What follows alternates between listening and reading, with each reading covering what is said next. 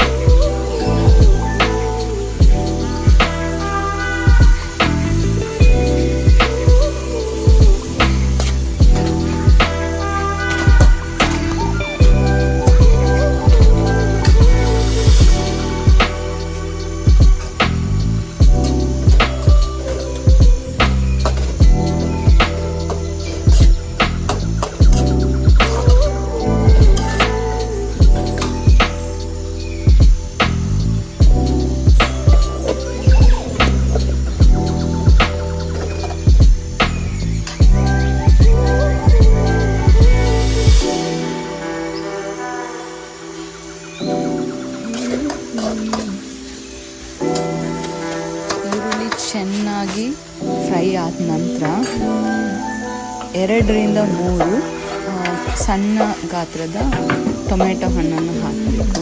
ಅದನ್ನು ಕೂಡ ಚೆನ್ನಾಗಿ ಹುರಿಬೇಕು. ಟೊಮೆಟೊ ಮೀಡಿಯಮ್ ಟು ಸ್ಮಾಲ್ ಹಾಕ್ಬೋದು, ಒಂದು 2 to 3 ಹಾಕ್ಬೋದು ಬೇಸ್ಡ್ ಆನ್ ನಿಮ್ಮ ಟೇಸ್ಟ್ನ ಪ್ರಕಾರ. ತುಂಬ ಹಾಕಿದರೆ ತುಂಬ ಹುಳಿನೂ ಆಗುತ್ತೆ ಅದಕ್ಕೆ. ಸೊ ಹಾಕಿ ನಂತರ ಅದನ್ನು ಚೆನ್ನಾಗಿ ತುಂಬ ಮೆಶಿ ಆಗುವವರೆಗೂ ಚೆನ್ನಾಗಿ ಅದರಲ್ಲಿ ಫ್ರೈ ಮಾಡಬೇಕು ಈರುಳ್ಳಿ ಜೊತೆ. ನಂತರ 1 ಹಿಡಿಯಷ್ಟು ಗೋಡಂಬಿ ಕ್ಯಾಶ್ಯೂ ನಟ್ಸನ್ನು ಹಾಕಬೇಕು. ಅದು ಕ್ರೀಮಿ ಟೆಕ್ಸ್ಚರ್ ಬರುತ್ತೆ ಮತ್ತು ಟೇಸ್ಟ್ ಕೂಡ ಒಳ್ಳೇದು ಕೊಡುತ್ತೆ. ಮತ್ತು ಎಲ್ಲನೂ ಹೊತ್ತಿಗೆ ಹುರಿಬೇಕು.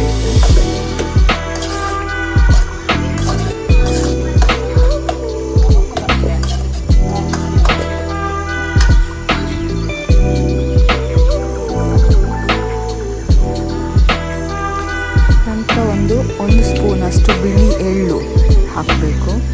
ಅದು ಗ್ರೇವಿ ಕೂಡ ಸ್ವಲ್ಪ ಕ್ವಾಂಟಿಟಿ ಜಾಸ್ತಿ ಆಗುತ್ತೆ ಮತ್ತು ಟೇಸ್ಟ್ ಕೂಡ ಒಳ್ಳೆಯದು, ಹಾಗೆ ಹೆಲ್ತಿಗೂ ಕೂಡ ಒಳ್ಳೆಯದು. ನಂತರ ಎಲ್ಲವನ್ನು ಒಟ್ಟಿಗೆ ಹುರಿದು ಚೆನ್ನಾಗಿ ಎಣ್ಣೆಯಲ್ಲಿ ಚೆನ್ನಾಗಿ ಫ್ರೈ ಆಗಬೇಕು ಎಲ್ಲನೂ. ಈವನ್ ಟೊಮೆಟೊ ಮತ್ತು ಆನಿಯನ್ ಎಲ್ಲನೂ ಒಳ್ಳೆ ಫ್ರೈ ಆಗಿ ಅದರಲ್ಲಿ ಬೇಯಬೇಕು. ನಂತರ ನಾವು ಒಳ್ಳೆ ಬೆಂದು ಫ್ರೈ ಆದ ನಂತರ ಈ ಥರ ಫ್ರೈ ಆದಮೇಲೆ ಮೆಶಿ ಆದಮೇಲೆ ಗ್ಯಾಸನ್ನು ಆಫ್ ಮಾಡಿ ಅದನ್ನು ಆರಲಿಕ್ಕೆ ಬಿಡಬೇಕು, ತಣ್ಣಗಾಗಲಿಕ್ಕೆ ಬಿಡಬೇಕು. ಅದು ಕಂಪ್ಲೀಟಾಗಿ ತಣ್ಣಗಾದ ನಂತರ ನಾವೊಂದು ಮಿಕ್ಸಿ ಜಾರಲ್ಲಿ ಒಳ್ಳೆ ಫೈನ್ ಪೇಸ್ಟ್ ಮಾಡ್ಕೊಂಡು ತೊಗೊಳ್ಬೇಕು.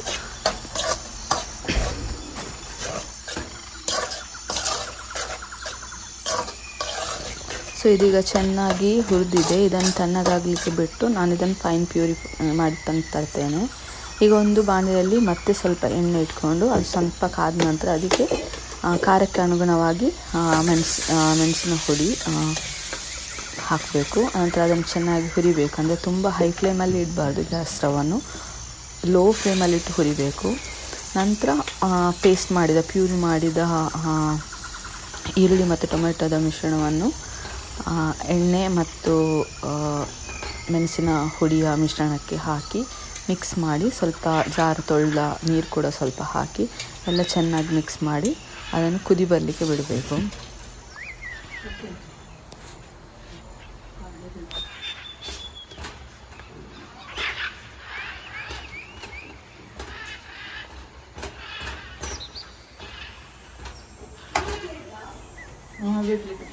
ಈಗ ಇದಕ್ಕೆ ಸ್ವಲ್ಪ ಅರಿಶಿಣದ ಹುಡಿ 1/2 ಟೀ ಸ್ಪೂನಷ್ಟು ಮತ್ತು ಸ್ವಲ್ಪ ಕೊತ್ತಂಬರಿ ಮತ್ತು ಜೀರಿಗೆ ಹುಡಿ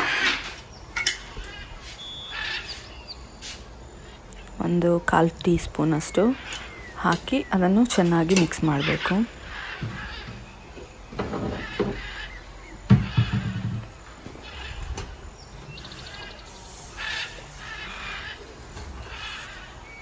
ಆನಂತರ ಸ್ವಲ್ಪ ಟೇಸ್ಟಿಗೆ ಬೇಕಾಗಿ ಸ್ವಲ್ಪ ಸಕ್ಕರೆ ಹಾಕಬೇಕು. ಅದು ಸ್ವಲ್ಪ ಸ್ವೀಟ್ ಇರುತ್ತೆ ಪನ್ನೀರ್ ಬಟರ್ ಮಸಾಲ.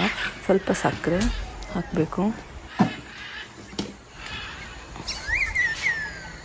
ಸ್ವಲ್ಪ ಕಸೂರಿ ಮೇಥಿಯನ್ನು ಹಾಕಬೇಕು. ಇದರಿಂದ ಒಳ್ಳೆ ಟೇಸ್ಟ್ ಬರುತ್ತೆ ಮತ್ತು ಒಳ್ಳೆ ಸ್ಮೆಲ್ ಕೂಡ ಬರುತ್ತೆ. ಸ್ವಲ್ಪ ಸಾಲ್ಟ್ ಕೂಡ ಹಾಕೋಬೇಕು. ಟೇಸ್ಟ್ ನೋಡಿ ಎಷ್ಟು ಬೇಕಷ್ಟು. ಸ್ವಲ್ಪ ನಾನು ಫ್ರೈ ಆಗುವಾಗಲೂ ಹಾಕ್ಕೊಂಡಿದ್ದೆ ಸಾಲ್ಟ್. ಸ್ವಲ್ಪ ಆನಿಯನ್ ಸ್ವಲ್ಪ ಬೇಗ ಫ್ರೈ ಆಗಲಿ ಅಂಥೇಳಿ. ಹಾಗೆ ಟೇಸ್ಟ್ ನೋಡಿಕೊಂಡು ಕಮ್ಮಿ ಇದ್ದರೆ ಹಾಕ್ಕೊಳ್ಳಿ ಸಾಲ್ಟ್. ನಂತರ ಸ್ವಲ್ಪ ಹಾಲು ಹಾಕ್ತೇನೆ. ಫಸ್ಟ್ ಸ್ವಲ್ಪ ನೀರು ಹಾಕಿದ್ದೆ ಮಿಕ್ಸಿ ಜಾರನ್ನ ತೊಳ್ಕೊಂಡು. ಈಗ ಸ್ವಲ್ಪ ಹಾಲು ಹಾಕ್ಕೊಂಡು ಕನ್ಸಿಸ್ಟೆನ್ಸಿ ನೋಡಬೇಕು ಎಷ್ಟು ತಿಕ್ಕಬೇಕು. ತುಂಬ ತಿಕ್ಕಿರಬಾರ್ದು, ಯಾಕೆಂದರೆ ಪನ್ನೀರ್ ಹಾಕಿದ ಮೇಲೆ ಮತ್ತೆ ತುಂಬ ತಿಕ್ಕಾಗುತ್ತೆ ತಣ್ಣಗಾದ್ಮೇಲೆ ಗ್ರೇವಿ, ಯಾಕೆಂದರೆ ಕ್ಯಾಶ್ಯೂ ನಟ್ ಎಲ್ಲ ಹಾಕಿದ್ವಲ್ಲ ಹಾಗೆ. ಸೊ ಸ್ವಲ್ಪ ತಿನ್ನಿಡಿ, ಸ್ವಲ್ಪ ತೆಳು ಇಡಿ. ಅದಕ್ಕೆ ನಾವುಗೋಸ್ಕರ ಹಾಲು ಹಾಕಬೇಕು. ಹಾಲು ಹಾಕೋದ್ರಿಂದ ಸ್ವಲ್ಪ ಟೇಸ್ಟ್ ಜಾಸ್ತಿ ಆಗುತ್ತೆ. ಅದರಿಂದ ನಂತರ ಟೇಸ್ಟ್ ನೋಡ್ಕೊಳ್ಳಿ. ಇದೇ ಟೈಮಲ್ಲಿ ನಾನು ಇನ್ನೊಂದು ಸ್ಟವಲ್ಲಿ ಗ್ಯಾಸಲ್ಲಿ ಸ್ವಲ್ಪ ನೀರನ್ನು ಬಿಸಿ ಮಾಡಿ ಅದಕ್ಕೆ ಪನ್ನೀರ್ ಕ್ಯೂಬ್ಸನ್ನು ಹಾಕಿದ್ದೆ. ಇದರಿಂದ ಏನಾಗುತ್ತಂತೆ ಪನ್ನೀರ್ ಕ್ಯೂಬ್ಸ್ ತುಂಬ ಸಾಫ್ಟ್ ಆಗುತ್ತೆ, ಹಾರ್ಡ್ ಇರೋದಿಲ್ಲ, ತಿನ್ನಲಿಕ್ಕೂ ಕೂಡ ಒಳ್ಳೆ ಆಗುತ್ತೆ. ನಂತರ ಅದನ್ನು ತೆಗೆದು ಡೈರೆಕ್ಟಾಗಿ ಗ್ರೇವಿಗೆ ಹಾಕಿ. ಮತ್ತು ಪನ್ನೀರ್ ಹಾಕಿದ ಮೇಲೆ ತುಂಬ ಹೊತ್ತು ಬೇಯಿಸಬೇಕಂತ ಏನಿರೋದಿಲ್ಲ, ಸ್ವಲ್ಪ ಹೊತ್ತು, ಯಾಕೆಂದರೆ ಅದು ಆಲ್ರೆಡಿ ಬಿಸಿನೀರನ್ನು ನಾನು ಸ್ವಲ್ಪ ಅದನ್ನು ಬೇಯಿಸಿ ತಗೊಂಡಿರೋದನ್ನು ತುಂಬ ಏನು ಬೇಯಿಸಲಿಕ್ಕೆ ಏನಿರೋದಿಲ್ಲ, ಅದು ಸಾಫ್ಟಾಗಿರುತ್ತೆ. ಮತ್ತು ಲಾಸ್ಟಿಗೆ ಸ್ವಲ್ಪ ವಿಪ್ಪಿಂಗ್ ಕ್ರೀಮ್ ಹಾಕಿ. ವಿಪ್ಪಿಂಗ್ ಕ್ರೀಮ್ ಯಾವುದು ಆಗ್ಬೋದು. ವಿಪ್ಪಿಂಗ್ ಕ್ರೀಮ್ ಹಾಕೋದ್ರಿಂದ ತುಂಬ ಟೇಸ್ಟ್ ಜಾಸ್ತಿ ಆಗುತ್ತೆ. ಇದು ಲಾಸ್ಟ್ ಪ್ರೋಸೆಸ್ಸು. ಆನಂತರ ಒಂದು ಕ್ಯೂಬ್ ಬಟರ್ ಪೀಸನ್ನು ಹಾಕಬೇಕು, ಬೆಣ್ಣೆ ಹಾಕಬೇಕು. ಇದರಿಂದ ಕೂಡ ತುಂಬ ಗ್ರೇವಿ ತುಂಬ ಟೇಸ್ಟ್ ಆಗುತ್ತೆ, ಚೆನ್ನಾಗಿ ಬರುತ್ತೆ. ನಂತರ ಗ್ಯಾಸ್ ಆಫ್ ಮಾಡಿ ಬಿಡಬೇಕು. ಬೇಕಿದ್ರೆ ಸ್ವಲ್ಪ ಮೇಲಿಂದ ಕಸೂರಿ ಮೇಥಿ ಕೂಡ ಹಾಕ್ಬೋದು.